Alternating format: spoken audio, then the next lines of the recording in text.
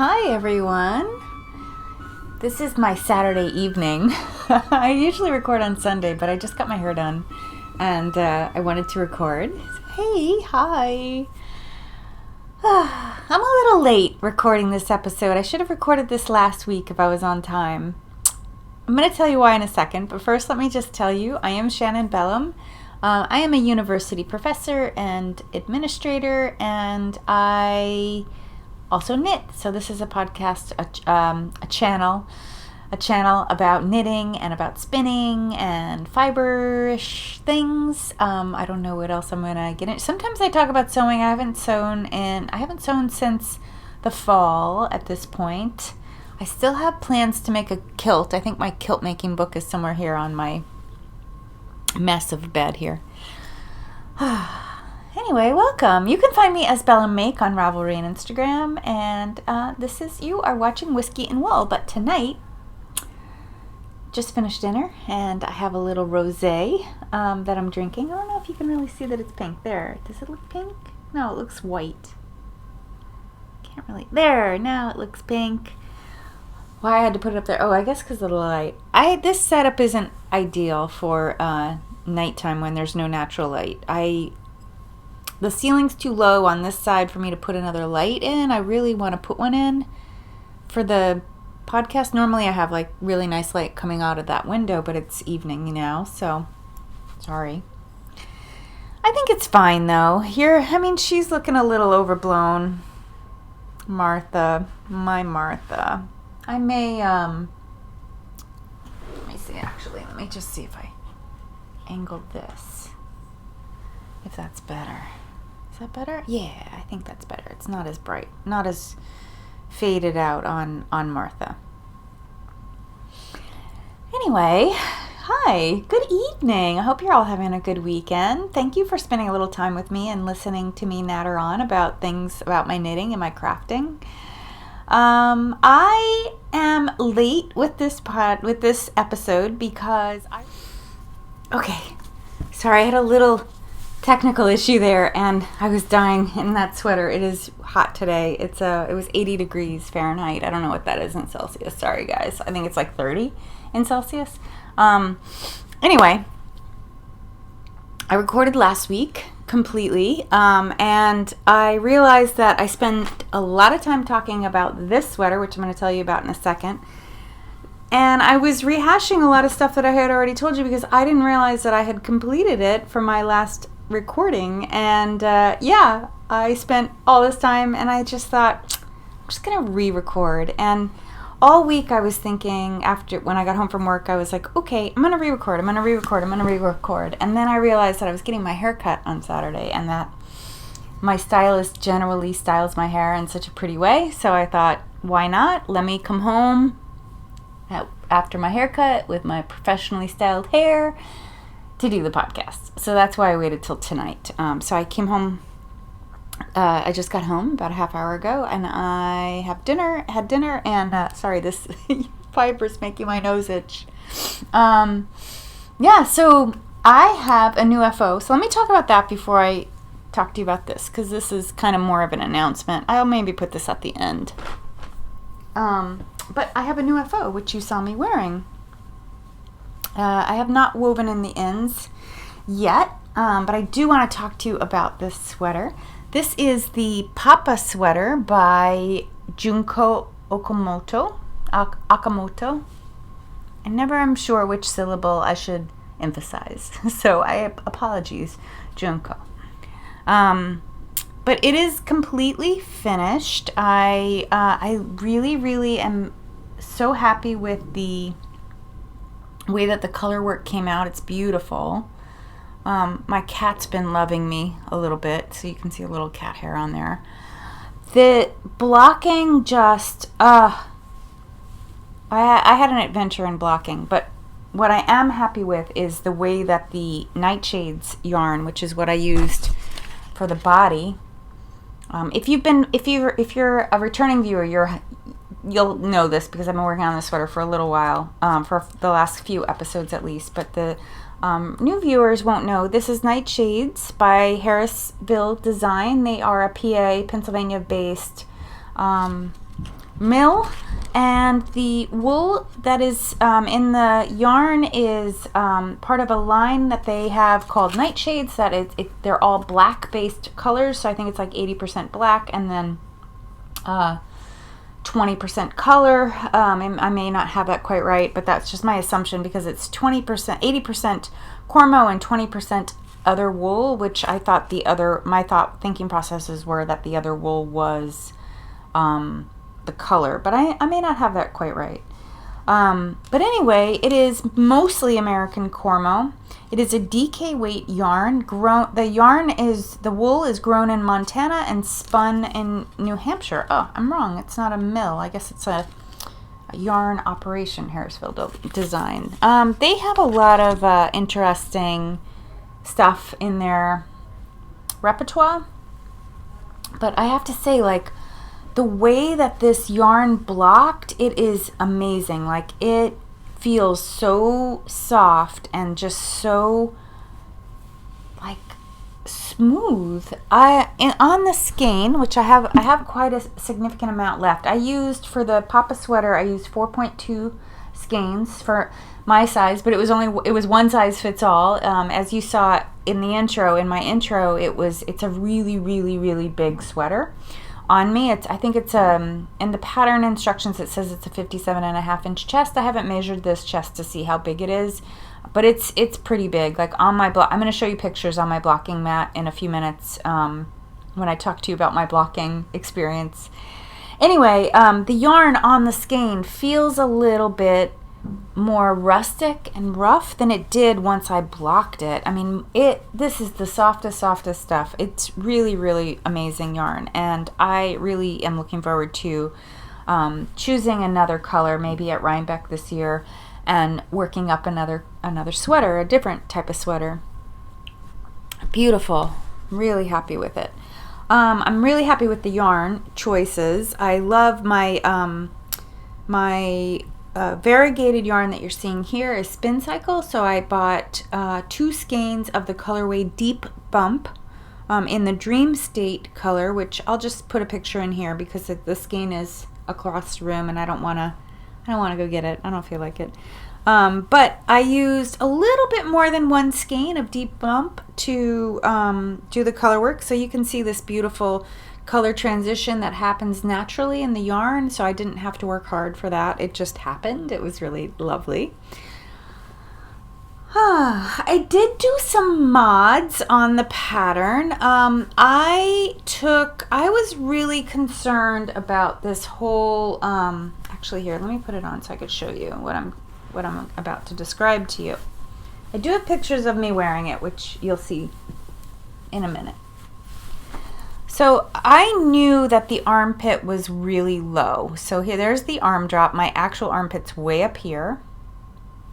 So I was a little worried about, like, if I lift my arm up, there's a whole lot of body that you see. Like if you go to reach for something. The sleeve does drop down if you go to reach for something, and it is actually really long sleeved on me. Okay, so I'm going to pop a picture in here of me wearing it. And I had an adventure in blocking this too. So I blocked this sweater twice. In fact, it's still slightly damp from my second blocking. But you can see how big, and like you see these wrinkles in here. So the first time I blocked it, I'm going to put a picture in here, I flattened it out because I wanted to make sure that where I did the color work, it all smoothed out and looked uniform, like the stitches looked uniform. So I did that first, and when I put it on, I ended up with these massive bulging pieces of sweater sticking out, like kind of like this, on the sweater, and I just thought it looked weird, like it just looked strange. So I blocked it again. I'm going to put another picture in here to show you how I blocked it the second time. What I did was I only wet the top part because I decided that I needed to rework the neckline here. So I did that. And I still have, like, this is a really massive neck, and I mean I followed the pattern to a stitch pretty much. The only thing I did was I removed 6 rows out of this part right here, out of the top part of between the neckband and the color work. I took 6 rows out and then I put them back in after the color work because I knew it was going to be this deep armpit. So I probably saved myself about an inch drop. Like it probably should have dropped another inch or so. And I put that length back in the body so that I would still have the same length that Junko wanted you to have, but I didn't have I had a less of a arm drop. And I don't really think it made that big of a difference. Like, I'm not sure I would recommend that mod. This is a really, really, really big baggy sweater. My boyfriend loved it. He loved it on me even. He thought it looked great. I'm going to take it off because it's really, yeah, look at how big. Lots of ease. It's got like 20 inches of ease on my body. I mean, I think it'll be really cozy and fun, like in the winter time when it's chilly in the morning. I think throwing it on over pajamas to go get coffee downstairs would just be perfect. And maybe like styled right, I could wear it to work. I could get away with wearing it to work. My style for work tends to be jeans in the winter, jeans, boots, sweater. So I would have to, and maybe with a skirt this might look good. I don't know. I have to figure it out. When I was making it, if you're a returning viewer, you're going to know this, but new viewers, I told myself that I would, that every sweater I own and knit doesn't have to be the exact same spec and the exact same fit. Like, having variety in your wardrobe is what makes it interesting. So I thought that, why not? Like, let me just go with it. Let me just go with this different look. So for that, I'm happy that I have it. And again, the yarn is spectacular. It's really, really, really luscious and yummy. Look at that. The pattern, I love the pattern. I love this like pop art floral on it. So, and it has a bit of a shirt tail hem, which I think you're gonna see on the body. I may actually throw this on Martha because I think I'm gonna have to take this off for you to get a good view of that. That's one of my works in progress. I was very productive, so I guess if I wait 3 weeks, you get a lot more content. That's the good thing. I have a new cast on to show you, and I have some works in progress that I've been working on, and I actually even have some new acquisitions that I ordered quite a while ago, and they just showed up last week. So hang in for a good show. All right, so that is my one finished object. That took me a lot of time. It was a lot of mindless knitting too, because it's a lot of stitches, as you can imagine.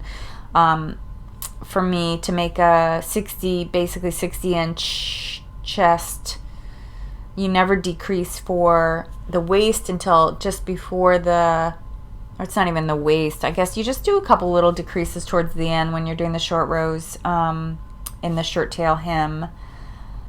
I guess just to bring it in. I'm not really sure. It wasn't even it wasn't significant. Like, I don't even know if you really would notice if you did them or you didn't do them. But yeah, overall happy with that. I probably already put pictures on, so. Okay, let me get into my works in progress. So I will next talk about this one, the one that Martha is wearing. So Martha is wearing the My Boy Lollipop, and if you remember, that is, hang on, I'm caught on her. That is this sweater right here by Ricci. If you remember last time, if you watched my last episode, I had done some new hand spun right here, which is pretty much all knit up. I had some new hand spun made out of a batt that I bought from Spin City UK, and it was called Mermaid. And I was trying out like spinning the yarn in such a way so that instead of getting a blended color of the multiple fibers, that you're able to preserve what's happening in the batt and get what's happening in the batt into your yarn, and then further into your knitting. So I would say that I was successful with that. This was my maybe 5th or so skein that I've ever spun. I clearly don't have, I only made 1 skein, so I clearly don't have enough yarn to finish. I have since, like, I thought I would knit all of this as much as I could and then switch to some of my stock yarn that might, you know, like maybe a tonal to finish out the body, because I figured if I keep knitting this, I'll probably get another inch or so on it. So it'd be like mid-boob, and then the rest would be a different color. But it occurred to me that I could just order another batt from Spin City and make another, you know, almost 300 yards of yarn, and then I would have enough to finish this sweater. So that's what I've done. So I'm currently awaiting the batt so that I could knit the or spin the more yardage. Let me show you this a little up close. It's going to take me a little bit to get this off, so I'm going to fast forward to that point. I also changed the light around a little bit, and now you can see the papa on Martha. So you can see how big it is. Yeah, it's really, really big. Martha's my size. If you're a new viewer and haven't heard me say that before, she is my size. So yeah, really big baggy sweater. I've seen this sweater made smaller, and the only thing I can think of, like, because the repeat is it's 4 repeats of the pattern all the way around, I don't know how anyone could make it smaller other than just knitting it with thin yarn. Because I've seen some women that are pretty petite in it, and man, it should swim on them, because I'm not a small person. I'm average-ish, I guess. Maybe I always think of myself as a little bit on the larger side of the average curve. Like if bell curve is an average, I'm probably like there. You know, if the top is here, I'm like here. So yeah, I don't know. I don't know how those women managed. But anyway, I want to talk to you about My Boy Lollipop. So I was attracted to this sweater because I had made the As If Tee by Shea Johnson, and it's a crop tee, a crop sweater, and it's really nice for spring wearing. And we're having a very cool, I live in northern New Jersey, and we're having a very cool start to our summer, and it's been amazing, like great sweater weather pretty much. Like cool, you know, cool mornings, so it's been nice, and especially in the office anyway, it doesn't matter. It's pretty chilly. So I had made the As If Tee. I loved it. I was looking around at other cropped sweaters or summer weight sweaters on Ravelry and on Instagram, and a lot of women were knitting this, and I really, really love the little neck detail that you get on this sweater. Hang on. The neckband is curving a bit, which I assume will straighten itself out. But you see there's like a little increase decrease thing there. I have split for the sleeves, but what I really, really love about this is the way the yarn knits up, this hand spun, this like natural striping that I'm getting, the striping pattern going on. I just really, really love it. And I'm so happy with it. It's like a wonderful way to, sorry, I dropped some stitches, so I keep sort of stopping to pick them up. It's a wonderful way, I think, to use hand spun yarn. So super happy with it and excited about it, and I wish the batt was here because I've been ready to spin it for about a week and a half. So this has been sitting on Martha all this time, as I thought I would just podcast to show you the way that it looked on her so you could see it, because obviously I'm not going to put it on right now. It is not far enough along to be decent, shall we say, for content here on YouTube. So yeah, that is a whip that has gotten a whole lot of attention, and since I had to put that down and I could not work on it, I dipped back into the Aileas cardigan by Isabell Kraemer, which is here. And there you go. It's a woolly cardigan. I had started this in March, and then for some reason, like, I made myself knit the sweater up through the separation for the sleeves, and because it's a top-down knit, and then I put it down. And I think the reason that I put it down was because it was starting to be springtime, or I was looking ahead thinking about wear now stuff, and I worked on a couple lighter weight sweaters, because this is also a DK weight sweater. And after I finished the Papa sweater, I really wanted to work a little bit on some of the languishing whips I have. And so I have, besides this one, I have 3 others they're right in front of me that are hanging out that I'm hoping to finish this year at some point. So I got back into knitting this.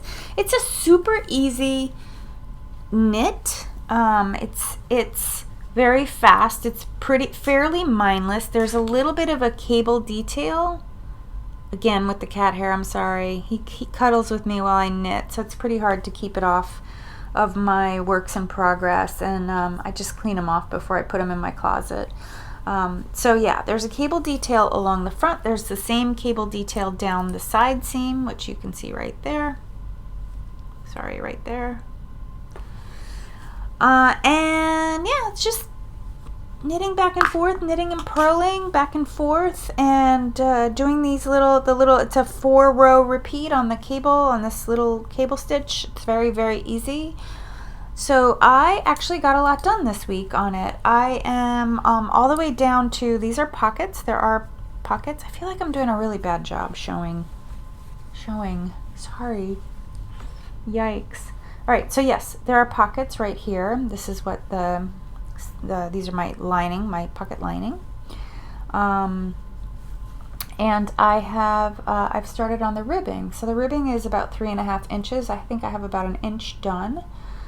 So my goal was to finish the body before I cast on anything new, and I almost made it.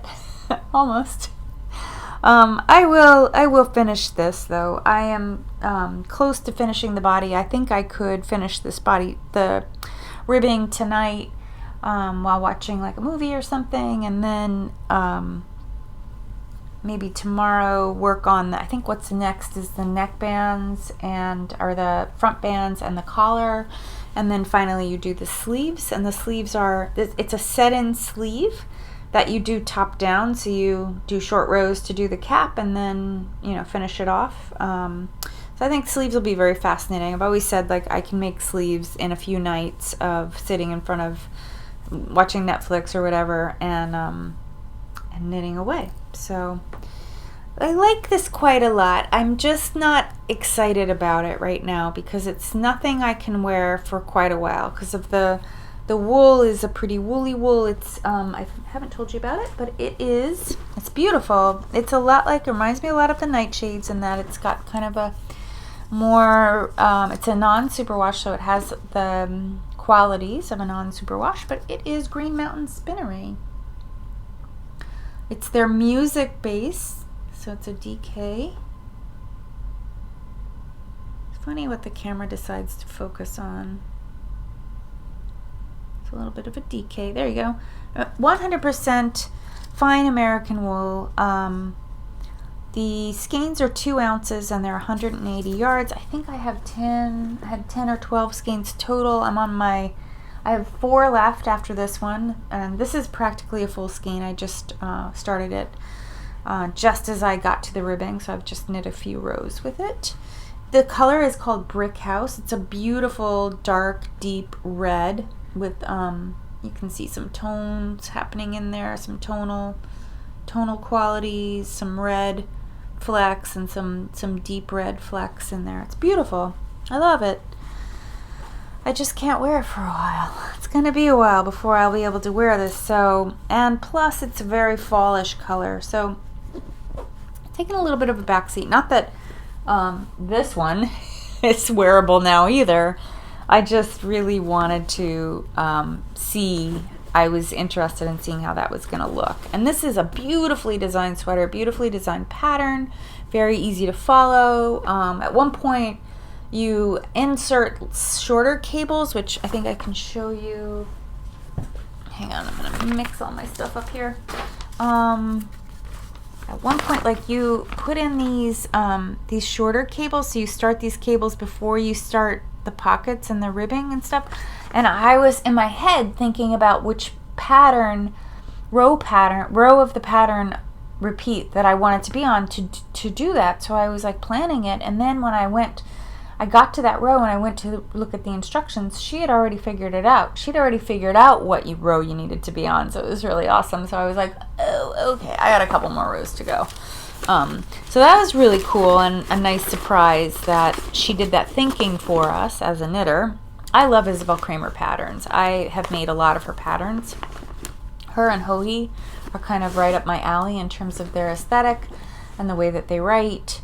So yeah, I tend to make a lot of their patterns. I do like trying different designers, so I'm happy to be making the Junko Okamoto. I have another Junko pattern in my queue, and I have the yarn already in my drawer over there, and I have been really tempted to cast it on, but again, it is not a wear now, so I'm trying to be cognizant of, oh, I'm making these short sleeve or these good layering pieces that are good for right now in spring-like colors or bright summery colors. So I'm trying to keep my awareness about me and my wits about me and plan like color, style, weight, what works, what'll be the next I'm likely to wear instead of just knitting what I feel like. So that has been shaping some of my knitting choices, some of my choices about what I'm making. Okay, sorry, my nose is so itchy. I do have a new cast on. I did not quite make it to the end of the body on my Alice sweater by Isabell Kraemer. I couldn't help myself and went ahead and cast on something that I got super excited about because for a couple reasons. It is definitely a summer weight sweater, and so that was one reason. The other epiphany I had, let me show you what it is. I'll probably put a picture on because these black and white images are not going to do them justice. This is the Breeze. Here, let me put that over on the side. I think though all that's online anyway. This is the Breeze Racerback by Jessie May Martinson of Jessie Maed Design. I like that someone else used the word made or make in their design company. Yes, so glad I wasn't the only one. Sometimes I feel like the oddball because so many people come up with these cutesy names for their design company, but I'm just like, it's my last name with the word make at the end. Okay, anyway, it is the Racerback, Breeze Racerback. She has published to date 4 designs. She's I think a fairly new to design work designer. I think she started publishing patterns last year. So she doesn't have a lot of her shop doesn't have a lot of designs. But what I like about them, they're all really youthful, so that's cool. Who doesn't want to, well, I shouldn't say that because maybe not everyone, but I try to be careful that I'm wearing things that I'm comfortable in, and I work with a lot of young people, so I don't want to look like I'm trying to be like them because I'm not, but I am attracted to newness. I mean, new, fresh in terms of clothes. So I don't know. I looked at her designs. I follow her on Instagram. I've been following her for a while, and I looked at her designs, and I thought, interesting. Not really for me. But then, I don't know. Someone else did one lately of hers. I think maybe she posted in her stories like she does that frequently too. She'll post makers of her designs in her stories. She'll post them wearing the sweater or the garment, and this one, this Racerback tee she also designed a little bralette and a woman was wearing the two of them together, which I thought, wow, I love that look. It's so cute. But where could I wear that? Because I'm old, and where could I wear that and not feel like a fool? Like, and plus I don't have like amazing, you know, my skin is showing signs of aging and stuff, crepey skin. I'm starting to get crepey skin. How much do I really want to expose myself? Like, I'm a little like, okay, I'm wearing a tank top today, but generally, and this is like a full tank top. It's not, I have full straps up here. It's not a spaghetti strap like this one. I generally don't wear these out in public, but I thought, oh my God, you know what? It would be amazing to just throw on and wear around the house, like just when I'm home and I'm relaxing. And I love the idea of, I'm a G cup, UK G cup, which means I'm a I cup here in the US. So it's like 6 double D's, okay? Massive cup size. Very small bra band though to go with that. It's hard to find bras, but that's another story, which we can talk about if you want. Just put a comment below and I'll share my war stories with you about bra shopping, and what I've learned. But my thought was like, that little bra top probably won't look good on me. I'm gonna have to wear a bra underneath it, which I'm cool with. Like, I usually wear a bra all the time unless I'm sleeping. But I thought, oh my God, not only that, it would be good to sleep in. It would be so cute. And I think my BF, my significant other, I think my partner, I think he would love it. But I just thought, why not? And then I looked at the pattern. I took a little bit closer look at the pattern, and I realized that it's a skein and a half of yarn, and a lot of people were using scraps, and I have a drawer full of scraps. Like, I have a drawer full of scraps that are anywhere from 3/4 skein down to like little bits and pieces. Many of them are in the same color family, and I've already grouped a lot of them in color families. And I thought, this would be awesome. Like, why not use up my scraps? Like, or use a single skein and some remnant or end pieces in the same color family. So that got me working, and you know how I love putting colors together. So I was sitting there at work looking at my stash, looking at this pattern and the requirements, and sort of piecing together what it is it could be. And I came up with, and then I came home and actually looked at the yarns in person, and I remembered, this is like not really deep stash, but I've had this yarn for a couple years. It's one of the first GarnStories yarns that I've ever bought, and the color is called, I forget, Club Tropicana. I do not think Club Tropicana looks like this anymore. This is it's GarnStories. It's a 100% merino wool fingering weight, new wool, all merino superwash. It is 100 grams skein and 400 meters, 400 meters. So about 440 yards. This is what I have so far. It's a bottom-up knit, so I figured I'm going to knit as much of the sweater with this skein as I can. I think I need about 600 yards to make my size, around that or so. I'm going to follow the pattern. I'm not making any mods because it's long enough for me. It's usually length is a problem, but it's long enough. It's definitely long enough. So I decided to go with this size. I'm doing a little bit smaller than she recommended in terms of ease, because I think I'm going to get a lot. She said 6 to 8 inches ease. I chose one that has 5 inches of ease, which I think is plenty on me. My problem is that, and even on this sweater like this, like you can see in Martha, it looks like there's no ease in the, like you can see the outline of the breast. So when you have a big cup size, you're always going to see an outline of your breast, even with like 20. Remember, this is 20 inches of positive ease. So all that extra fabric just is extra fabric and uncomfortable. So I decided I would make my size. The other thing I got excited about with this, besides like, oh my God, I have so many single skeins, I can use up a bunch of them making some of her pieces, because all of her pieces are summery things. I don't know, I think she lives in the Midwest, but for some reason she makes these breezy summer weight sweaters.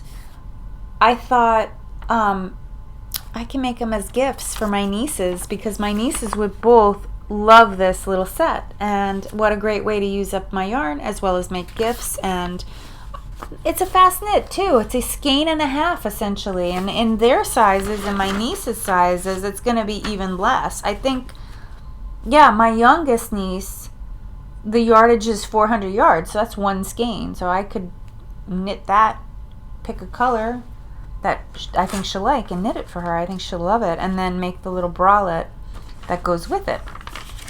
So I'm excited about this. I'm going to make one for myself first, and then I'm going to make them for my nieces. So nieces, if you're watching, I may have given away your Christmas presents, or well, my one niece, her birthday's coming up. I just missed one niece's birthday was March. The next niece's birthday is, the older niece's birthday is August, so maybe for her birthday. I'm going to Italy with her in the fall, so I'm really excited. We're gonna have a great time.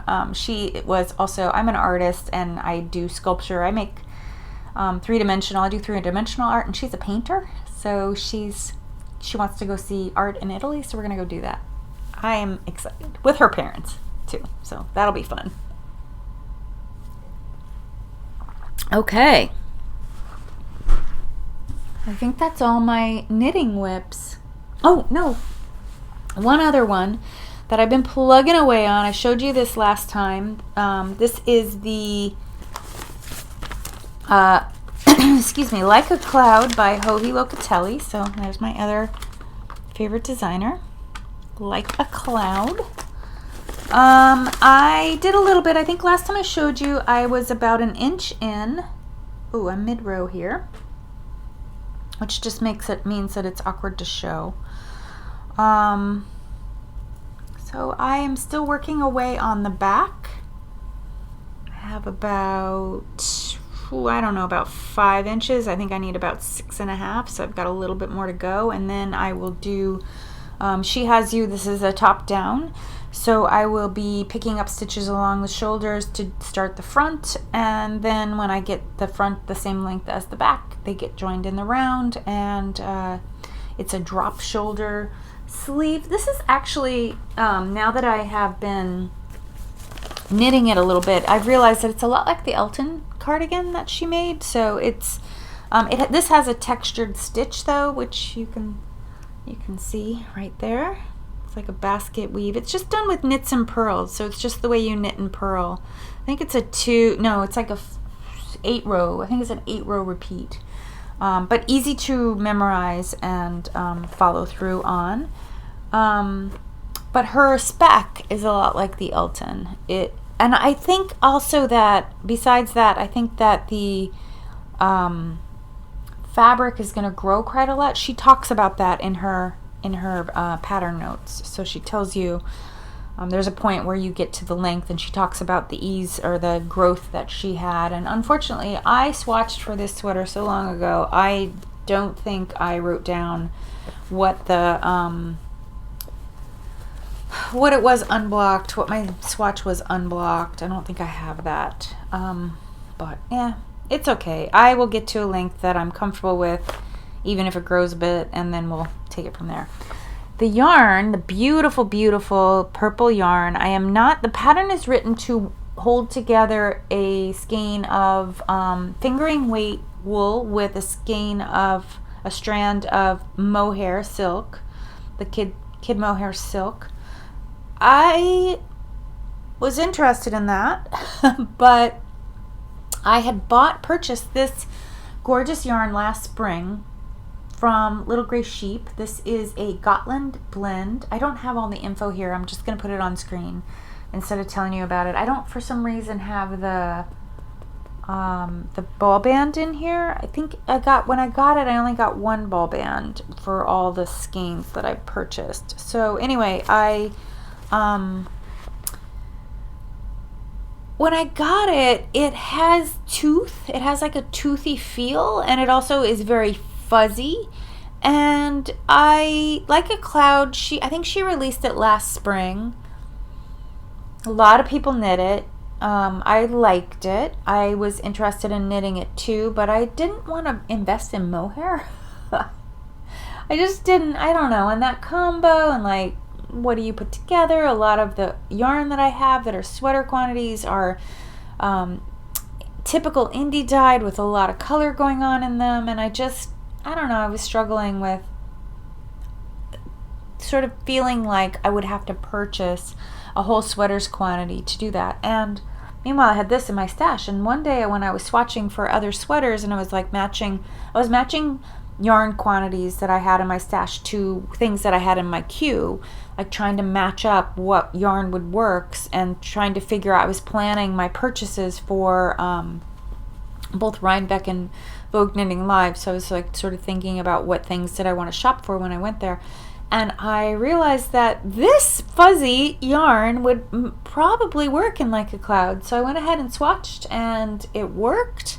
I swatched and I washed the swatch and it worked beautifully. And I had to go down, actually funny enough, I had to go down a needle to get the right stitch per inch, but it worked. And yeah, so I'm working away on it. Again, not wear now.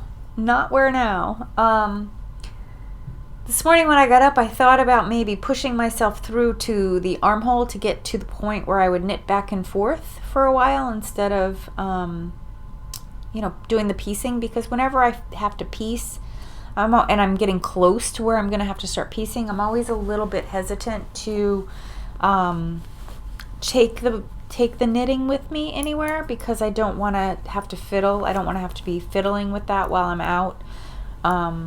At a friend's house or whatever, out to dinner or whatever, or at work. I don't want to take it because I don't want to have to think. I want more mindless knitting, which is why this, the Racerback has gotten so much love, because this is total mindless knitting for like 12 inches. So easy. This, I have a feeling, will be coming to work with me and helping me grade. So yeah, that is my last work in progress in terms of my knitting. Sticking with knitting before I move on to spinning. How are we doing on time? I have been working on, this is a new design of mine, this sweater right here. I have named it Maudlin Maiden. It will be going live very soon, within a week, I think, but probably by next Friday. That is the plan. I have the pattern pretty much ready to go. I have a tester or two who are just finishing up, and though they've gotten far enough along that it's pretty much fine to release the pattern. I do need to finish up taking pictures, which I'm planning to do tomorrow. I have some pictures, but I have to plug them into the pattern layout and make sure that they're explaining enough, particularly about the ribbon. So I may take some close-up pictures, some good close-up pictures of how the ribbon is threaded through the lace. But this is a sweater, and after I take pictures, I can then start wearing it. I tend not to wear my sweaters too much until the pictures are done. But this is a sweater that I decided to design because I wanted to do some sort of combo of a fingering weight yarn with mohair. I was inspired by the Elton cardigan, actually, because that's a mohair fingering weight superwash wool combo. And the yarn that I chose for this one is a silk mohair blend, or silk, sorry, this is silk mohair, mohair silk. This is wool silk blend. It's a 75 superwash with a 25% silk content, but it would be just fine in 100% wool or even a wool nylon. It would be perfectly fine. It's just fingering weight would work. There are no decreasing stitches. It's just a straight up and down stitch. It has a drop shoulder, as you can see here. It's a top-down knit. So you start at the, similar to the sweater I just showed you, where you knit the entire back, all the mohair, and then you put those stitches on hold, and then you go to stitch on the front and both fronts, and then you start knitting in the round with your wool, your fingering weight wool. And then it's just purely stockinette. So you have this like lacy yoke, and then this lacy panel that goes down your sleeve. So the sleeves again are dropped, and then you just knit this wool, you knit back and forth, picking up a stitch of the lace that you've done, and then when you get to the cuff area, you put on, you just stitch in the mohair, and it has a split, a sleeve split. It's really, really cute on. I'll just put my arm through it. Yeah, if it was cooler, I would wear it right now. But yeah, it's got this really cool split, and this nice lace detail, which is optional actually, or ribbon detail, which is optional, so you don't have to do the ribbon if you don't want to. It's just a pretty way to just dress up the sweater. So yeah, I love it. I am really looking forward to wearing it. I hope this week coming up is a little cool. I think it will be, because I do want to take it for a test run. I have realized, like, for my buttonholes, my buttons are a little bit small. They're a touch on the small side. I need them to be a little bit bigger. I think mine are just, they're antique buttons, and I think they're just under a 1/2 inch. They're made out of shell, so they were made by hand a long, long time ago. They really need to be 1/2 inch for the way, or 5/8 of an inch even would be better. They'd be tighter, so I may end up having to change up the buttons at some point. But yeah, that is the sweater I talked for 30 minutes about last week, and I just was rehashing what I had talked about in my last episode. So, okay, spinning. I am really progressing on my spinning. I made 2 more skeins of this gorgeous, gorgeous stuff. This is fiber that I got from Blue Alpaca Farms in Pennsylvania. I'll put a picture on screen of what the fiber looked like. Oh, no, wait, I'm gonna grab it. This is what the fiber looked like. It's a combed top. It is a merino stellina blend. I want to say it's like 95 merino, 5% stellina, but that stellina really infiltrates the skein. So it's really interesting to me too. Like, this fiber, you can see, has a lot of, hopefully it's not blowing out too much. See the aqua? Like, you can see it up here, right here. See the aqua? It has a lot of that through it, running through it. That color is running through it. But when it's in a skein, wait, I'm getting better color representation over here. When it's in a skein, you don't really see it. It's very, very faint. There is no way, though, I thought about and played around with the idea of dividing out the gray and keeping the blue so that I could keep the blue clearer in the spin. There's just no way. I can't do it. It's too enmeshed. They're just too combed together. So it is what it is. It's just it's going to generally look like this cool toned gray with a whole lot of sparkle. It's really, really sparkly. You can see the blue there a little bit more. But it's, I had bought it thinking, I bought 1.5 pounds because I had no idea how much I would need for a sweater. That's way more than you need for a sweater, unless you're knitting a big sweater. I probably could have managed with 12 ounces or even 1 pound if I was really concerned, but it was my first spin, so I didn't know. I have made now to date 5 skeins. I have enough fiber to spin 1 more full skein. These are running a little over 200 yards a skein. So right now I have about 1,000 yards, and it's worsted. It's running worsted. Mostly the first skein I made was very definitely worsted. It's running more towards a lighter worsted weight or DK as I'm continuing to gain experience in spinning, and I'm learning how to pull the fiber out thinner. I'm trying to keep it at a lightweight worsted or DK so that it's the same, but I think I'm going to end up making a blanket out of that, and I'm probably going to hold 2 strands together, so it's probably not that important that the skeins remain the same weight, because I can just put a thick one with a thin one, and then, you know, it'll figure itself out. I have enough for another skein and a half. The half skein that I end up making, I will probably use that as a finishing guinea pig. So I want to try to felt the yarn without felting the strands together. So I've been reading up on that in this book here. I showed this last week, Yarn a Texture. It's a really great book about spinning the yarn that you want. So the Knitter's Guide to Building the Yarn You Exactly Want by Jillian Moreno. And I bought this on Amazon. It was pretty inexpensive. As I have an Amazon subscription because as an educator we get a discount to join Amazon. So it's really awesome.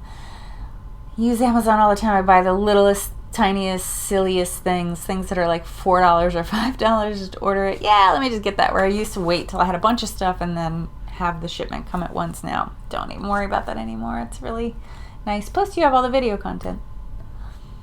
Unsponsored opinion. My wine is warm and icky right now. Okay, so I did that, and then if you remember last week I showed you the yarn that I ended up using in my My Boy Lollipop. So this was my first experimentation with an art batt and like messing around with trying to, like, so you buy these really colorful bats. I think I showed you last week the colorful bats, or 2 weeks, 3 weeks ago, whenever I last podcasted. These very colorful bats that I had purchased from Classy Squid Fiber Company. She makes these little bats, these 2-ounce bats that she calls cuttlefish, and she says they have everything and anything in them. I will here, cuttlefish, there you go. Okay, so she makes these contents, everything under the sun and sea. That's what she says is in them. So they're about at least 50% wool or 50% animal fiber. And she lists whatever she has whenever she has them, along with other fiber. She sells a lot of fiber. She's based in, I want to say Maryland, but I might be wrong. It's somewhere south of me, but on the eastern seaboard, but south. I bought a couple cuttlefish from her because I was interested in practicing spinning, and after I finished the Spin City batt and realized like how beautifully it was knitting, I decided to try to do the same thing with the Classy Squid bats that I have. So I'm going to put a series of pictures. I'm going to show you some yarn, and I'm going to put a series of pictures. So this is the first 2-ounce batt that I spun. This batt you're going to see in pictures right now was primarily yellow and blue. So if I had just spun them without thinking, I probably would have ended up with a mostly green skein. But I think you can see from the picture that, or from the image that I'm showing you on screen, that what I ended up with is a skein that has distinct yellow, distinct blue, and then parts that do read as green. And then there's all sorts of other little fun bits in there that she adds, like these little flecks of these little nubs that were red, blue, and yellow were in there. And there's also some fire star in there, so there's moments that are sparkly, but it's not overwhelmingly sparkly like this one is. I know you're not really seeing the sparkle, but this is really sparkly. I can't believe it's only 5% of sparkle. I feel like it's much more. It feels nice though. It's going to make a beautiful blanket. It's right up my alley in terms of my home decor. So I've only so far plied 2-ply. I haven't tried any other plying. I'm planning on taking a plying class at Rhinebeck to learn other types of plying. I know I could teach myself, but I kind of think maybe a class. And I'm really enjoying 2-ply, so I'm just going to keep doing 2-ply for a while. I like the effect. All right, so this is my second cuttlefish that I spun, and this one just finished drying this morning. So the yellow and blue one I finished a while ago. This batt, you can see I did not have a picture of what this batt looked like before I took it apart, but this batt I have a picture here I'm going to put on screen. What I did was I separated the batt. I separated the red and blue, and I let the other colors just kind of go with whichever fiber they wanted to, like whichever one they were stuck to. I just left them there. And I spun them up, and you will see they're red and blue. And then I did a 2-ply, and I plied them together, and this is what I got. I think this is a little bit, this was a heavy red batt, which when I bought it, it didn't read as heavy red as it did when I separated it. And I realized that it was going to be a heavy red batt or skein, and I actually ended up with more yardage on the red bobbin. Even though I weighed them, I took time to weigh them out so that I had an ounce on either side, because it was a 2-ounce batt. And I did the same with this. I weighed them out. I actually ended up putting a little bit of yellow with the blue with this in order to get them equal. And then because I peeled off, like I can't remember the woman's name who owns Classy Squid, but the owner of Classy Squid had primarily put the little colorful nubs and the Stellina or Angelina Firestar. I don't really know the difference between those. I think they're all just different brand names, but I might be wrong. That was on top, so as I was pulling, like separating the layers, that for this batt, or for this skein, those pieces ended up being kind of mostly in the blue, in the turquoise section, just for me to get the weights even. And what I should have realized was that because there was so much junk in the turquoise skein, I needed more fiber there. Like I was going to just end up with less yardage. The strand that I was going to be able to spin with all of that stuff in it were going to be thicker than what I could spin with something that was just pretty much wool. So yeah, it was an adventure in spinning. I just love the way it came out. I love the colors and the changes that happen in it. There's some very definitely all turquoise strands in there. There's some that are heavy yellow. There's a lot of thick and thin that happen just because of the variety of fiber that are in these things.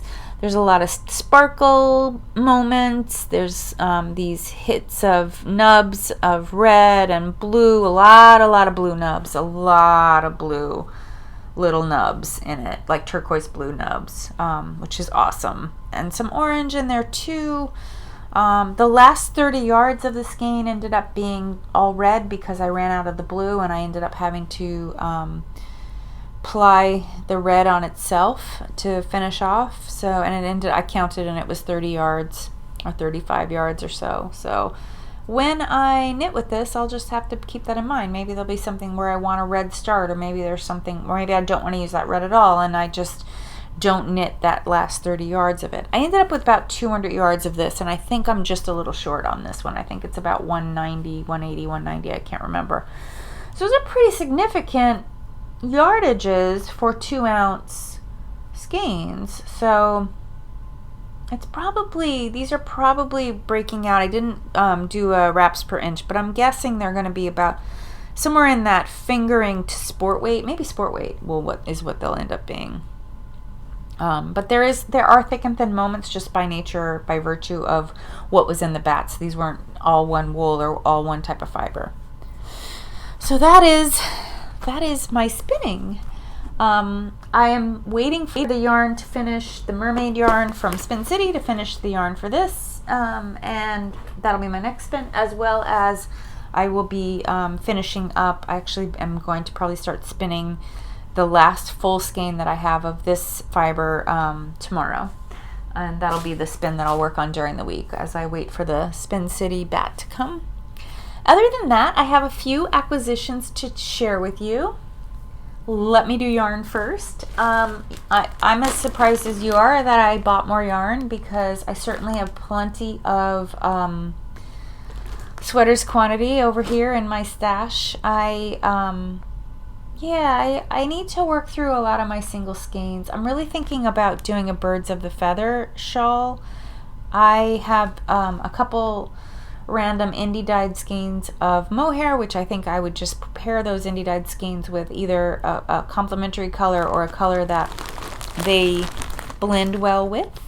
So I'm thinking about that. I have some gold, actually, some gold colored that you may remember from watching this podcast. But anyway, Ushashita, who is an indie dyer in the Netherlands, she had a sale for of her yarn. Her yarn isn't easy to find. It's not easy to get. I think there are a couple vendors that have her all the time, and local yarn shops. I know that Stephen and Penelope tends to carry her yarn. And anyway, Ushashita had a sale, and I was able to get a couple skeins of Squirrel Kids. I actually bought a sweater's quantity. I have 3 total, but I'm just going to show you these 2 because the other one's buried in this bag.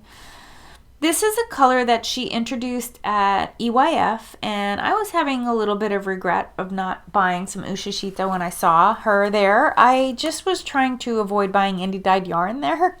Nothing against indie dyers, I love them. I just have a lot of indie dyed yarn, and I didn't really want to buy more. But what I realized after I got back was that my problem is that with all the indie dyed yarn I have is that I have a lot of single skeins. That is the problem. That is why they're not getting knit, because I'm not doing projects that are only single skein, and that is why I am into the Racerback and the bralette that Jessie may design, because they will allow me to use up some of those single skeins. So sweater quantities I rationalized are okay. So here we go. Sweater quantity of Squirrel Kid. This beautiful tonal brown rusty, great for autumn. This will probably end up being probably some sort of lightweight pullover or cardigan that will transition me beautifully from summer to fall. It says it has bronze stellina in it, but I really don't see it. I mean, maybe, yeah, I guess I can see it a little bit. It's super subtle, more subtle than the cat sandwich fiber. Oh, I forgot to tell you. Sorry, I keep jumping around here. I did, on my Racerback tee, when I'm done with this, I'm using up the rest of the cat sandwich fiber. So that's my t-shirt will look like that. This will be on top. And then I'm going to find some sort of color, that analogous color that goes with these guys for the bralette part to wear underneath.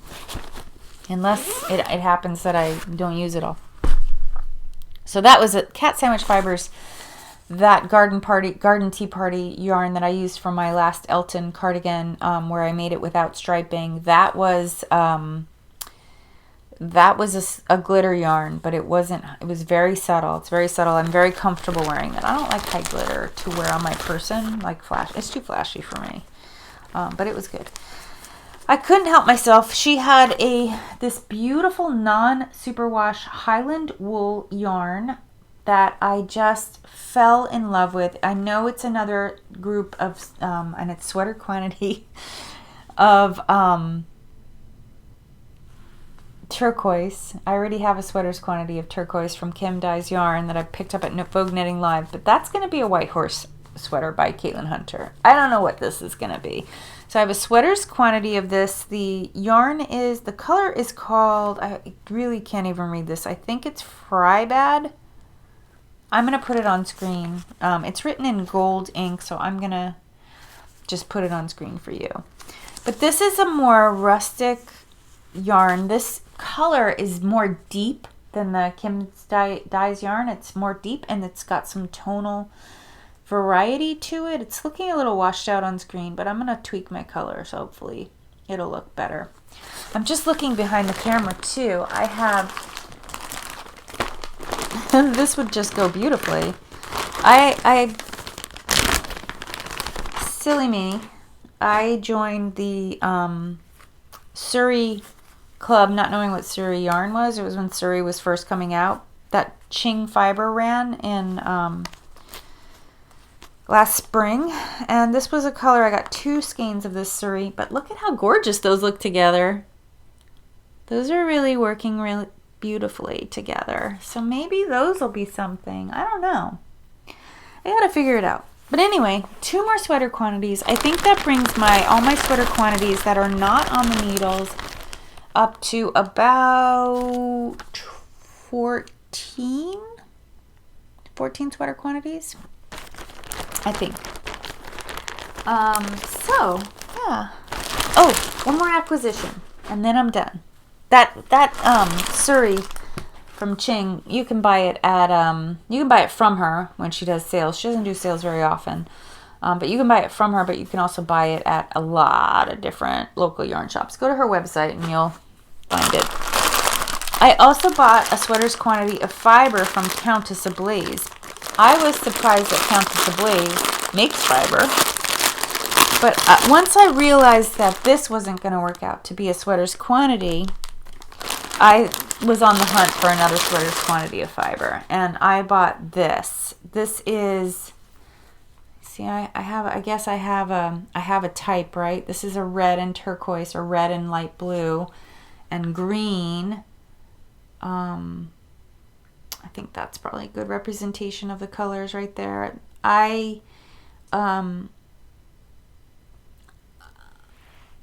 picked this out. This is 85% Cordell, 15% C-cell, which I think C-cell is it's a plant-based fiber, but I can't remember what it's like. I researched it before I bought it. This color is called a Heart's Beguilement. And again, it's Countess Ablaze fiber, and I am really looking forward to spinning it, but I want to get through the blue-gray fiber first. And of course, I'm hoping that before or around the time that I'm finished spinning that, the Spin City yarn comes. I did buy one other batt besides the other mermaid batt. I think I'm going to be sorry I didn't buy 2, because I think I'm going to want to make a sweater out of it, which I will talk to you about that when it comes. But yeah, this is combed top, so it's in combed topped form. I think what I will do with this, I have a couple different ideas about how I'm going to spin it. I think I'm going to end up pulling it apart, pulling the red and green apart, because if I do spin the red and green together, they're going to tone each other down, and they're going to end up being very murky. I don't want that to happen.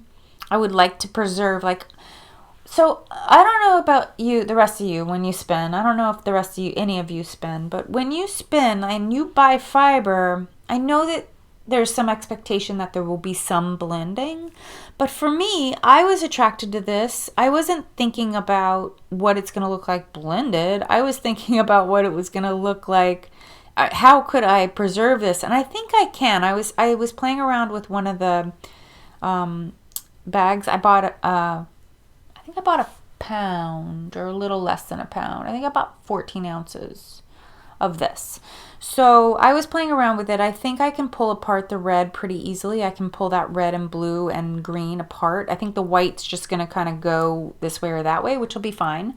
But I'm super interested to see, because I have 4 bags of it, I'm going to spin 2 bags one way, probably, I'm going to try to do a version of fractal. It's not going to be true fractal, because these aren't the type of, they're not braids, they're not the type of they're not dyed in such a way that fractal would be the way to go. But I think I'm going to try that first, and then for two so long stretches of color. Basically, I'm just going to do long stretches of color, and then my other 2 comb tops will be short stretches of color. So it'll be, a much shorter section of red, a much shorter section of blue, a much shorter section of green, and then let that white go wherever it wants to go.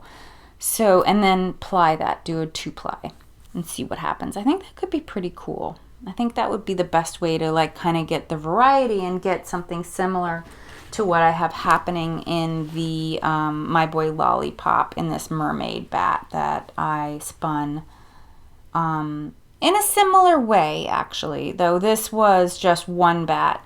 But I deliberately separated the green from the reds. So the green and the reds went in 2 separate piles and were spun separately. You can see how I spun this in my last episode. If you're a new viewer, or if you happen to have missed that episode, you can just fast forward to that section if you don't want to watch about all my other works in progress. And that brings this episode to a conclusion, and I suddenly am having a hot flash, so I am starting to sweat. I don't know if it's the lights or if it's just hormones. Who knows? But I think I'm going to end this and say goodnight, and I hope you enjoy the rest of your weekend. Thank you so much for spending time with me. I really appreciate it. If you're new, please subscribe. I'm very close to 500 subscribers. When I get there, I'm doing a giveaway. I think I'm like 4 people away, or 5, or less than 10 away. So I will do a giveaway. I have some beautiful stuff I can share. I've got all those single skeins. I can put together a little package, maybe a little fade or something, if you're if that's what you like. I think that's probably what I'll do. I have some nice stuff that would be a cool fade, and it will help me because it will reduce my stash. And it'll be nice for you to get to win a little something just for watching. But yeah, for now, so hit the thumbs up if you liked what you saw. Comment below. I read every comment and comment back. I enjoy my little community. I love my regular viewers. Thank you so much for your support. And I look forward to seeing you next time. Bye.